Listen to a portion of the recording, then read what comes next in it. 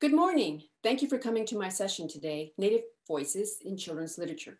I'm Debbie Reese, founder and editor of American Indians in Children's Literature. I'm tribally enrolled at NonBase Reservation, which is a sovereign Native nation in the Southwest. We're all here today for the 2021 Indigenous Peoples Day curriculum teach-in. It's sponsored by the National Museum of the American Indian and Teaching for Change. In my session, you'll hear me say sovereign or Native nations several times. That's an important takeaway for you. For a long time, people have thought of us as peoples with unique cultures, which is correct, but our most important attribute is that we are peoples of tribal nations that were and are nations, and we were nations, in fact, before the United States was a nation. I want to start with this slide here. Guata organizers, for inviting me, and participants for signing up. Now, most of you are teachers, and you teach kids that when they come to a word they don't know, they should look at other words around it to help them understand what that word is. In this case, I started with the word Guata, which I hope you have all figured out means thank you. Guata is a Tewa word. Tewa is the language spoken by my people, that is, the people of NonBase Reservation, one of the sovereign nations in what is currently known as Northern New Mexico. I say currently because it is a fact that names and boundaries change over time. One thing you should note when you're looking at the word Guata is that it's not in italics. That's been one of the major shifts in children's literature. We no longer see as many instances of publishers putting non-English words in italics. Instead, they're put in the same font as the rest of the text. For hundreds of years, people in the publishing industry have been misrepresenting, erasing, and otherizing those of us who are not white, who don't speak English, and to those who are not in some way part of the mainstream. But things are changing. We can see that change in the numbers of children's books by Native writers that are coming out each year. And we can see it in things like the fonts that are used for Native words. Here's an example of what I mean. This is Brian Young's Healer of the Water Monster. Brian is Navajo or Dene. This is a middle grade book, so those of you who are teaching middle grade, take note. When you open his book, you will see that every chapter heading starts with a Navajo or Dene word for that number. And throughout the book, Navajo words are in regular font, not in italics. Another reason that I recommend Brian's book is because it's set in the present day. Look at that first sentence. It says in part, Nathan finally stepped out of his father's SUV. Right there on that first page, you see that this book is set in the present day. The reason I call attention to that is because most books put us in the past. Many suggest we no longer exist. Collectively, bookshelves tell readers that Native people are just not part of the present day. We are invisibilized on our own homelands. That's not okay. So an action you can take is to look for and use books by Native people that are set in the present day. Another terrific development is the use of author's notes, the quality of author's notes. They are full of information that a teacher can use when using a book like Healer of the Water Monster. One topic in Brian's note is his discussion of a glossary. Should he include one or not? He talks about his decision-making process. Now, that topic might not have occurred to you before, but get his book and read that note. I can see teachers doing an entire lesson on whether or not an author should include a glossary. You'll also see when you read his note that he uses the words my nation or Navajo Nation many times. When you signed up for this session, you read that you would be introduced to children's books by Native writers, criteria for evaluating children's books about Native peoples, and that there would be suggestions for using books at story time or for more in-depth cross-disciplinary studies. So let's get started. You're looking at a blank screen. I did that on purpose just for a moment as a placeholder. In your teacher education classes, you were likely introduced to ways of talking or teaching about diversity. And perhaps you learned phrases like multicultural or marginalized or underrepresented, maybe minoritized, to describe the 4 specific demographic groups in the United States today. So let's look at those 4. I did a Google image search using the word African Americans. The screen captures I'm going to show you are the first 10 images that come up with each search that I do. What you see in this case is mostly African Americans of the present day. When I did an image search using Asian Americans, same thing, pictures of Asian Americans in the present day. And when we repeat that search for Latino Americans, you see again, mostly people of the present day. Well, what happens when you do that same kind of image search for Native Americans? Here you go. When I did a search using Native Americans, what I got are Native peoples of the past. Now you remember earlier I said that one of the things that I look for is books about Native people of the present day. That's because this is what you see most of the time when you're looking for information about Native peoples. In this particular search, we see one family on the bottom right. They're definitely people of the present day. And we see two photos to the left of them that are Native people wearing traditional clothing. Wearing traditional clothing is fine, and we do it for special occasions, but we don't do it all the time. Peoples of a culture or a nation have traditional clothing that they wear sometimes, not all the times. But for what you see when you're looking at images of Native people and how we're dressed, it's usually in as if we wear our traditional clothing all of the time, and we don't. When I repeated that search using American Indians, you get pretty much the same kind of thing. Images of the past, lots of regalia, lots of feathers. And that's not what we got when we looked at the images for the first three groups. Clothing and housing and food, those are visible or tangible aspects of culture. But nationhood or sovereignty, that is the single most important attribute of who we are. Sovereignty is not a physical thing, it's a concept, but we know it, you know it, when you see it. Let's look at an example of that.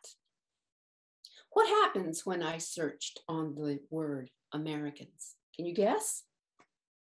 Flags, lots of them. All the pages that turned up when I did that search are of United States flags. A flag is a physical manifestation of a nation. In this case, the nation is the United States of America. Now, here's a screen capture of my search of the word Navajos. They are actually the largest tribal nation in terms of population and land base. But what do you see in the results on that search? Historical photos and people in traditional clothing. Where's their flag? What does it mean that we don't see a flag there? Here's a screen capture of my search of the word Cherokees.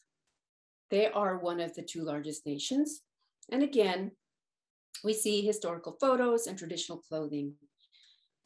Down on the bottom, we do see one picture that shows a flag. That is the Cherokee Nation flag. Collectively, all of these Google image searches tell us a lot about what we as teachers need to be aware of. There is an overall failure to see us as people of the present day and an overall failure to understand us as nations. I'm going to say this many times today. Native nations were nations before the United States was a nation.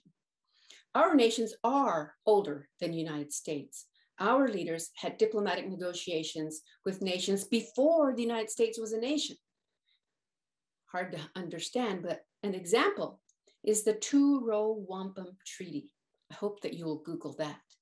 That was a treaty that the Onondaga Nation had with the Dutch in 1613, right? Longer and older than the United States. It might be hard to wrap your head around that fact, because for most of your education, beginning when you were a child and on into your college years, you were inundated with stereotypical images of us as primitive, half-naked, bloodthirsty creatures, rather than as human beings who were living on and taking care of each other and of the land. We know what happened, right? Europeans arrived and invaded our homelands. Things changed. This is a map that appears in an Indigenous Peoples History of the United States for young people. I'll say a little more about that book later on. This map shows the loss of land over time. Yes, we lost a lot of land, but our leaders negotiated treaties that meant we could keep some of our land. Because of that diplomacy, we have land today, but we also have rights to hunt and fish on some lands that were ceded to the United States. You probably teach about treaties in your classrooms, but how does that word treaty and what it means get processed when the dominant image in your mind, maybe, or the minds of your students is of an uncivilized or savage or primitive Indian? I need you to help me displace that image. Books like Nation to Nation can help. This one is published by the National Museum of the American Indian. I want you to get that book and study it and think about it and share it with others. There is a chapter in here about the two-row wampum. There's so much information in this book that you can use with your students and that you can definitely use to create or revise your lessons on American Indians. The key concept that I'm driving at today is that idea of sovereignty of Native nations. Here's a quote from Wilma Mankiller. She's the former principal chief of the Cherokee Nation. She said, "The definition of sovereignty is to have control over your own lands and resources and assets, and to have control over your own vision for the future, and to be able to absolutely determine your own destiny." Well, what does that mean? What does that control look like? When you're talking about Native people, or you're teaching about Native people, or maybe when you leave here today and you're telling your fellow teachers that you were in my session, I want you to talk about me in a specific way. Don't say Debbie Reese, she's a Native American. This is what I want you to do. And here's a slide that kind of captures that dialogue that you could have. You'd start out with Debbie is tribally enrolled at NonBase. And the person you're talking with is going to say, "What's that?" And you'll say, NonBase is one of the sovereign nations commonly called pueblos in what is currently known as New Mexico. And they're going to go, "Nations?" And you'll say, "Yes, think about it. In school, we learned about treaties, but we didn't really learn that treaties are made between heads of nations who have diplomatic negotiations. Because of those treaties, tribal nations have control of a lot of things." Okay. Well, what does tribally enrolled mean? Your answer to that is, well, that's one of those parts of control. It means that Debbie is a citizen or tribal nation of NonBase, not because she says so, or because a DNA test told her that she has ancestors from there, but because NonBase, as a sovereign nation, controls who its citizens are. She meets the requirements to be a citizen who can, for example, vote in tribal elections. I want to say a quick note here about DNA tests. Don't be misled by them. They promise or they tell you that you can find out who your native nation is, and it can't. DNA testing cannot do that. The science is not there yet. So don't be misled by DNA tests. If you were to come visit me at NonBase, you'll come to a sign that says you're entering NonBase Reservation. This is a little bit of information about that control that Wilma Mankiller was talking about. Just a couple of feet beyond that sign is another one that says that you are hereby entering the Pueblo of NonBase and subject to all tribal and federal laws within our boundaries. Photos and videos are prohibited without permission from the NonBase Pueblo Governor's Office. All NonBase Pueblo laws are strictly enforced. So we have control over our homelands. We can tell you how fast you're going to drive. And if you drive too fast, or if you take photos that you're not supposed to, you'll end up in our tribal court. You'll pay a fine or go before the judge in the tribal court of NonBase Pueblo. Here you're looking at the tribal court. In the background, you see the United States flag. And to the right of it, you see our flag. We have a flag. Remember, flags are physical manifestations of nationhood. Here's some of the flags that you'll see if you go to NMAI. There, in the museum, you will find hundreds of flags from hundreds of nations. They're in various places throughout the museum. I like this particular photo of the flags because you can also see the words nation to nation on that back wall. Recently, I've become aware of the work of Dr. Leilani Sabzalian. She's a Luktik and teaches at the University of Oregon. This is a screen cap of my copy of an article she did with Sarah Shear and Lisa Brown Buchanan. The title is Affirming Indigenous Sovereignty, a Civics Inquiry. It came out in Social Studies in the Young Learner in 2018. Let's look at that sentence I have highlighted in the first paragraph. Indigenous sovereignty is an essential component of civics education. And when I read that, I was so psyched. In my experience, the default is to teach about Native peoples in November for Native American Month, but she is asking us to do something else. When in your teaching do you bring up government? Dr. Subzelian and her colleagues are asking you to teach about Native governments when you teach about federal or state or local government. I advocate for doing Native literature, for using Native literature all year long. And I like that she's pushing us to think about using Native, doing Native instruction whenever you're doing government work. These authors write in the next section that elementary social studies curriculum is notoriously silent about Indigenous sovereignty. You're here for the 2021 teach-in because you don't want to be silent about Indigenous people. This article and the information I'm providing can help you step away from that silence. You'll find links to the articles that I'm talking about here on the web page where this video is at the NMAI website. The goal for my session is for you to change how you teach about Native peoples. I want you to start with sovereignty. I want you to choose books that are tribally specific, that name a nation, books that don't name a particular nation, that use American Indian or Native American, tend to go forward with providing you with monolithic images that are stereotypical. So being tribally specific pushes against that. Choose books that are tribally specific and that are created by Native people. And when you use these books, I want you to emphasize present tense verbs. I want you to use them year round across subject areas. The second half of this slide says, be mindful of problematic Native content in books that aren't specifically about Native peoples. Two examples of that are books about pioneers and ones about the gold rushes. Others are classic or award-winning books by people who are not Native. Two examples of that are Island of the Blue Dolphins and Walk Two Moons, and you should find links to writings I have done about those books.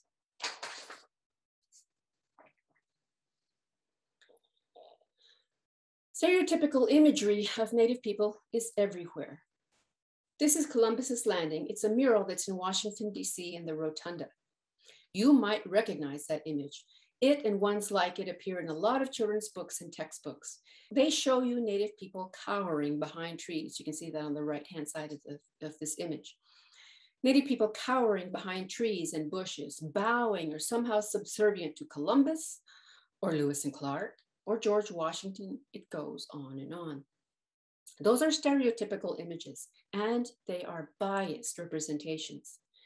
At my website and everywhere else that you find me talking about children's books, I use a red X to visually tell you, stop, this is not okay. I want you to be very mindful as teachers about the ways that Native history is depicted in books about Columbus or Thanksgiving, books about the gold rush that took place in Georgia or California or Alaska. These narratives are very fraught with problematic depictions of Native people. I had a student that was in my social studies methods class when I was teaching at the University of Illinois, and she brought in to her third graders in her placement a really good lesson about Native Americans. But then at recess, the kids were running around doing war whoops, and she went to them and she said, wait, what are you doing? What did we just learn? And the kids said, we're not Native Americans, we're Indians.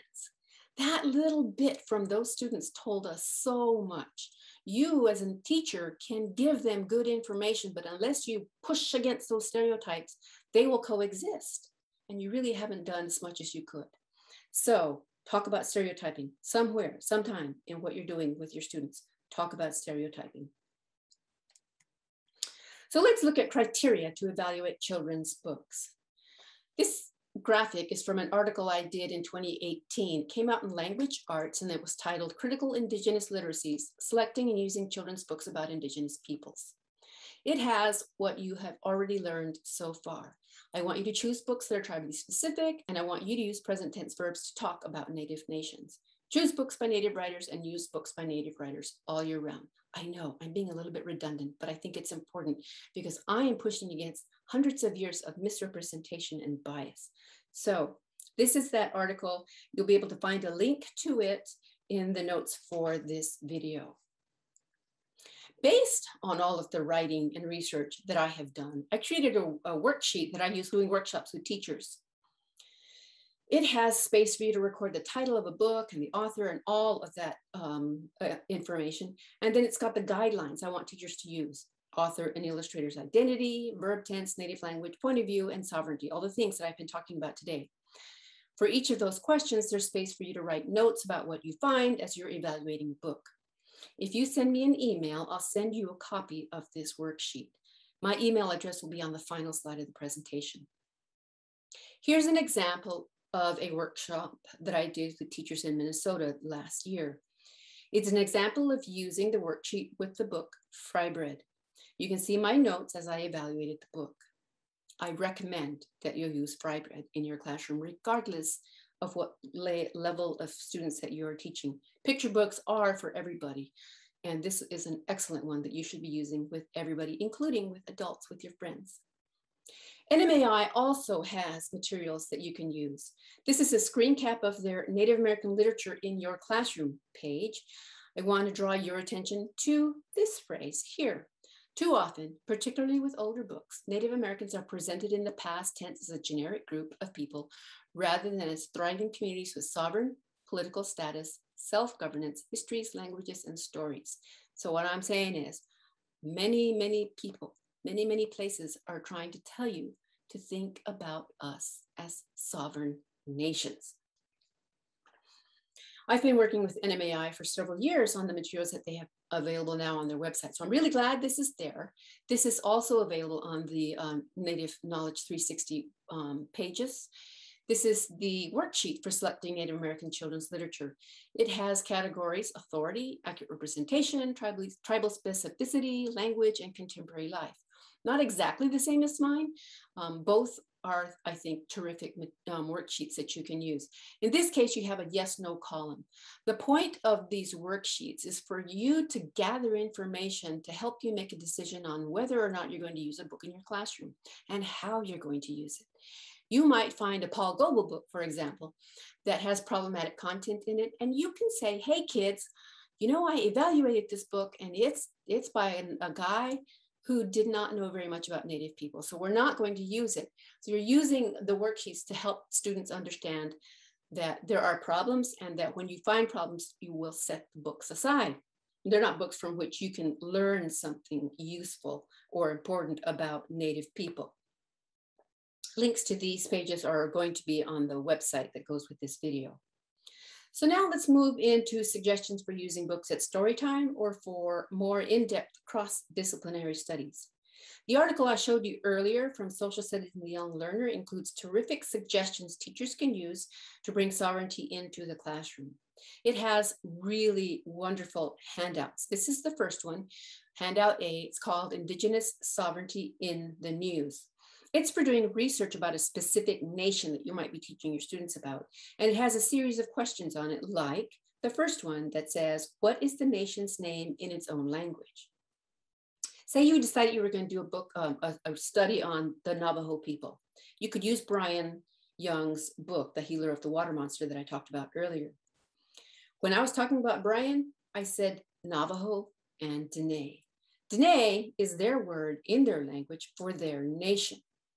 When you read Brian's author's note, you'll see that he talks about things that you can bring into a study about the Navajo Nation and things that it is contending with, like the uranium mines on their homelands and the impact global warming is having on their homelands.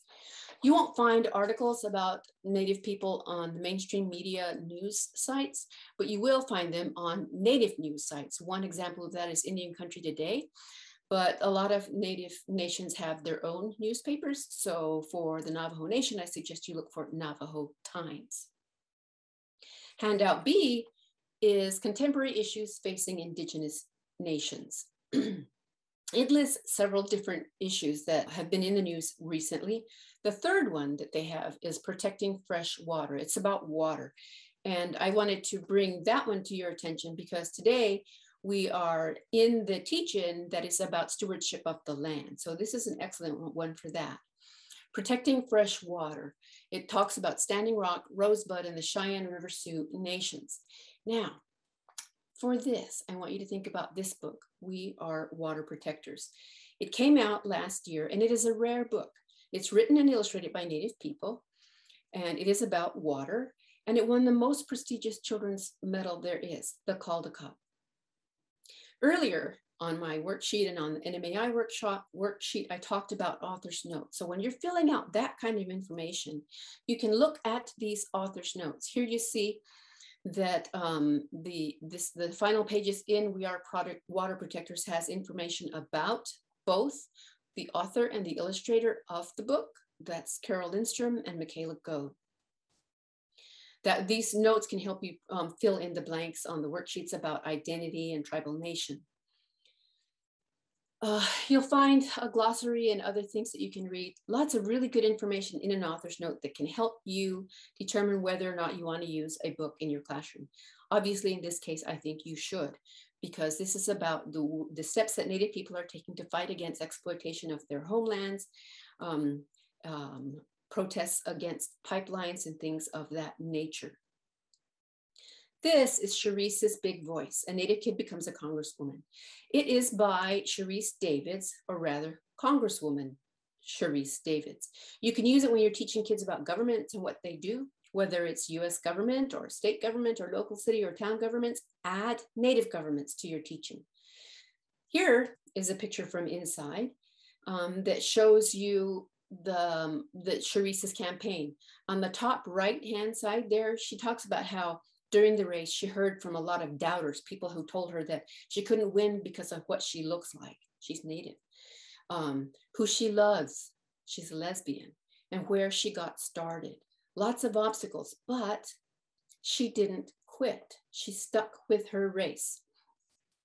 When you start reading the book, she goes into her childhood and talks about people who said to her, "Who are you?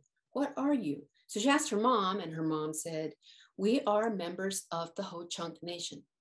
I love that word. I love seeing the word nation in there. It gives me such a boost to see children's books that are bringing that word forward on the page that children are reading. Charisse grows up and she decides she wants to be a lawyer. So she goes to law school. Here you see her studying, but what I love about this particular page are those pages behind her. What is she studying? What is that treaty with the Winnebago of 1837? What is the Royal Proclamation of 1763? What is the Indian Act of 1876? I want you to look all of these up. Do you know what they are? Why are they here on this page?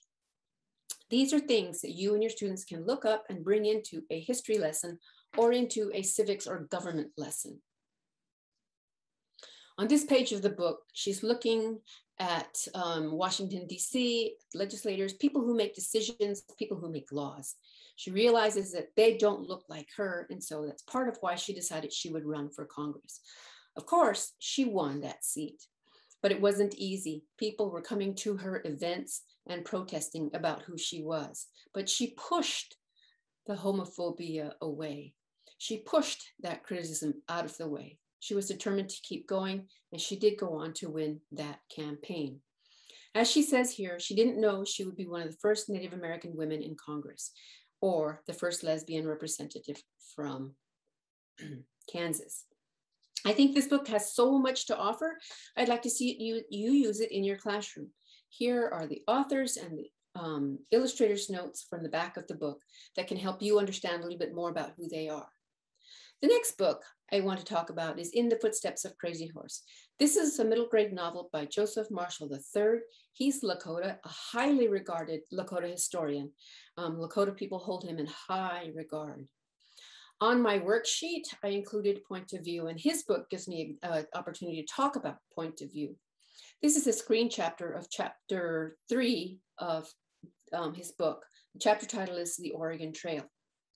We've talked today a lot about sovereignty, but point of view is also important, especially when you're talking about a Native person giving you their point of view.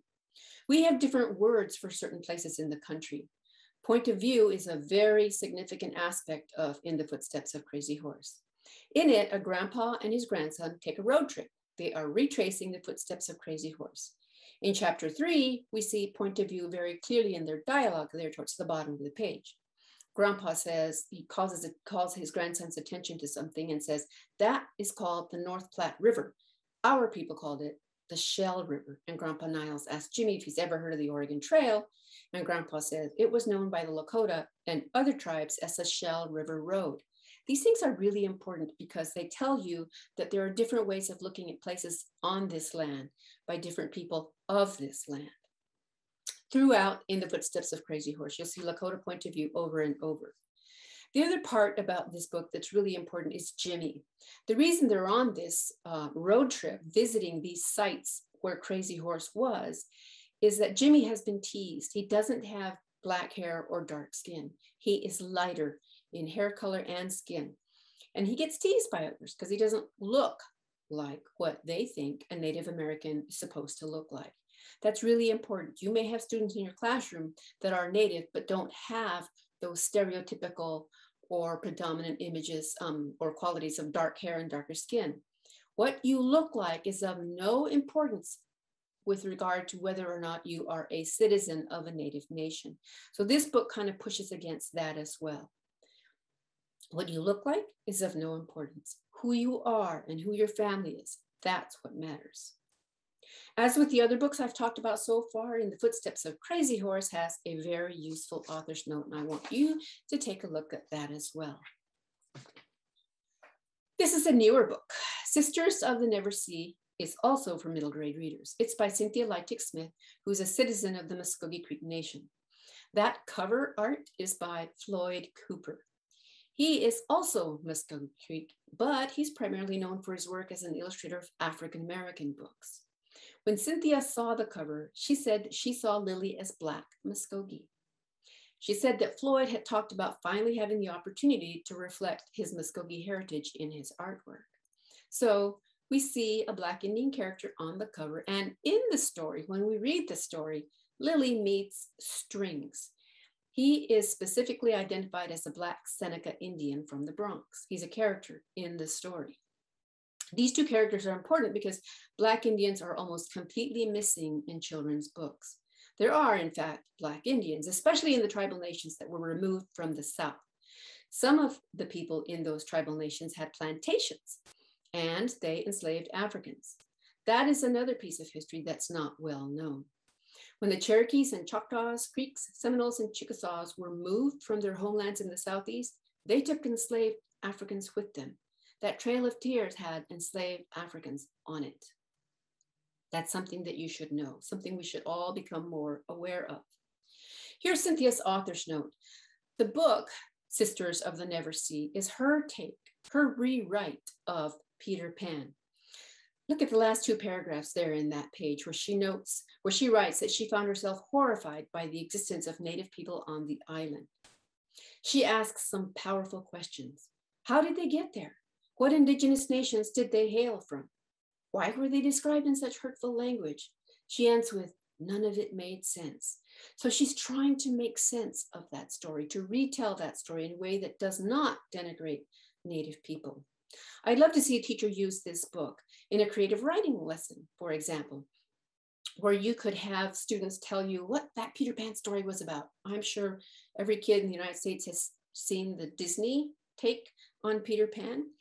So you could do a round robin where you kind of revisit what that story was about. And then you could introduce Smith and the questions that she poses in her author's note and read the book. And think about it critically. Every word that she puts in that book has tremendous meaning. It is one of my favorite books, and I highly, highly recommend that you use that in your classroom. Sisters of the Never Sea is published by Heartdrum. That is a new imprint from HarperCollins. On the left part of the screen there, you're looking at an educator's guide that Heartdrum published for teachers to use when you're using the books that they are publishing. You will get a link to this guide on the webpage. The guide provides a page of suggestions for several books. They also provide curriculum connections. Here you're looking at a curriculum connection for Sisters of the Never Sea. It has Muskogee Creek Nation history, mound builders, migration of 5 tribes, acculturation. All of these are topics that you can think about how you could use this book across your curriculum rather than in a slotted November time period. I think you'll find the guide very useful. It offers materials for Sisters of the Never Sea, but it also has curriculum connections and guiding questions for Healer of the Water Monster that we looked at earlier, and also for Jojo Mukuns by Dawn Quigley. It's the first of a series of chapter books for early readers. We desperately need more Jojo Mukuns in our classrooms because most of the times in early readers, what you see are very stereotypical images of Native people.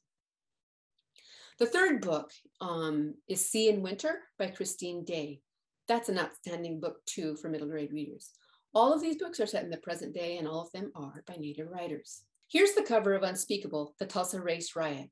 The illustrations for the book are by Floyd Cooper. The text is by Carol Boston Weatherford.